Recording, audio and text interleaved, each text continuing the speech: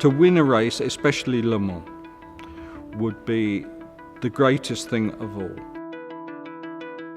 Le Mans is a kind of the legend of the race, and every people who are in the racing world want to win in the Le Mans.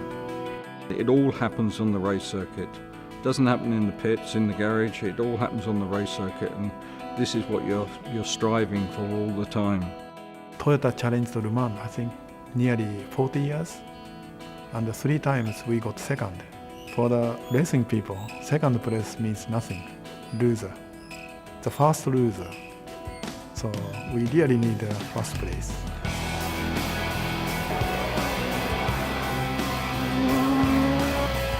When you have an endurance race car, you're not just worried about the car being technically superb, it has also got to last the distance. Detail must be 100%. If it's not 100%, the car won't finish the distance. This is one of the greatest things I think about an endurance race car. Sports cars look similar, but aero-wise, it's a very big difference. Only 1 millimeter change of the shape, this comes very big change.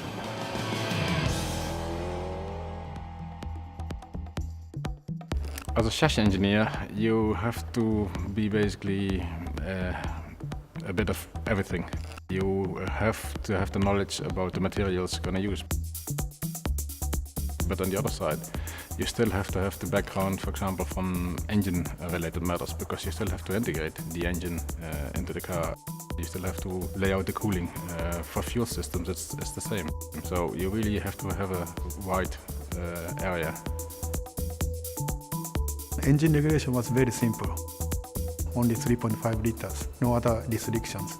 We can choose 6-cylinder to 12 cylinders. And what we choose was 10 cylinder because of the length of the engines. And also we need horsepower. So we choose 5 valves. So 3 valves for the intake and 2 valves for the exhaust. We aimed to rev very high, up to 13,000 RPM. So it's 20 years before, 13,000 RPM for 24 hours race was a super high rev engine. This car aerodynamically runs a lift-over drag of 6 point something, which is getting on for double what a Formula One car is. The downforce was very big, so we could put very big diffuser end of the car and very high downforce spec. The drivers were so surprised because they couldn't feel the limit of the car. The build of the TS020 was for sure a big challenge for us. At that time, very rare to get such a big project outside of Japan. Engine development was done in Cologne together with them. Chassis development was done completely here in Cologne. The TS020 was a very unique car at the time that it raced. It was quite revolutionary. The form of the car was more rounded, more streamlined looking car, which André de Catans, the chief engineer, was very much into. Everything had to look right as well as perform right, which it did. We did a lot of stuff in CAD.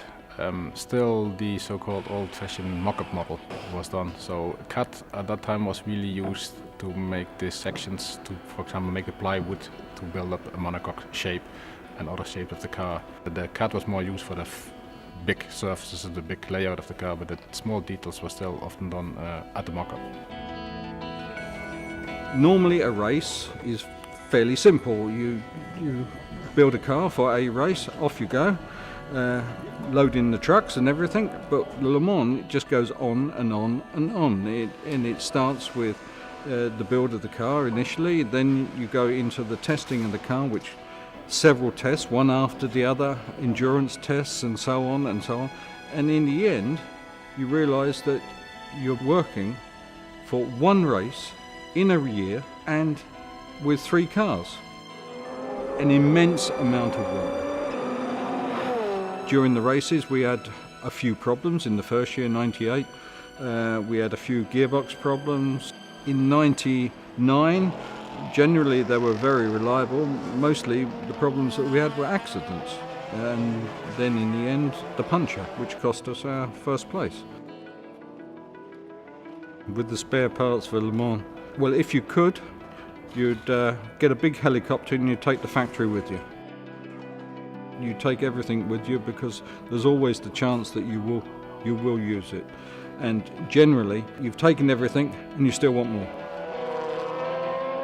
The technology between the TS020 and TS030, in some aspect, I would say the aerodynamics still for both cars is really important. And due to the regulations, certain areas are changed, basically forbidden what we could do in the TS020 time, which we cannot do now. The other thing for sure is to keep increasing the speed, because we know competitors are also not sleeping. So that is something within the regulations where we are now. What can we do to make the car another step quicker? The TS030 is a unique Toyota car because of the hybrid drivetrain. Reliability is quite high as well, which is important for 24-hour racing, but for sure as well one of the strong points of the Toyota road cars. For the current hybrid racing development, half of the staff came from the hybrid department, the production department. Since becoming a project manager, I've tried to make this project affect normal cars. I have been involved with this project since 2006. At that time, the hybrid level was close to that of the production car. The team has continued to advance it year on year and developed many technologies. When you start racing a car on this sort of level, we can definitely bring a lot of technology back into the road car. This hybrid system that is in the TS030 is much more aligned to a road car than the KERS systems were in the Formula One cars. To fit all the components inside has been a real challenge. I mean, for sure we had some experience back from Formula One times, but in the end, if you see here the technology and the space available, I think that is even more of a challenge on this kind of car than we had on the Formula One cars. The TS030 used the hybrid boost on the rear wheels instead of the front wheels. This because we did a study what would be the most advantage. And for sure, if you apply it to the front wheels, you have some advantage of the four-wheel drive car in the wet. But saying that, as well, the regulations allow only front-wheel drive above 120 kph. So, all in all, the studies for us have shown that the rear drive would be the best for our car within this regulation. Our technologies are shared with the whole of Toyota Motor Corporation. I think our technologies related to hybrid systems have developed so much, and we've already translated these into the production division. When we started the project, we basically had some components which are, for example, used in the Prius or other things for the hybrid part. But as for sure in racing, some parts are more demanding.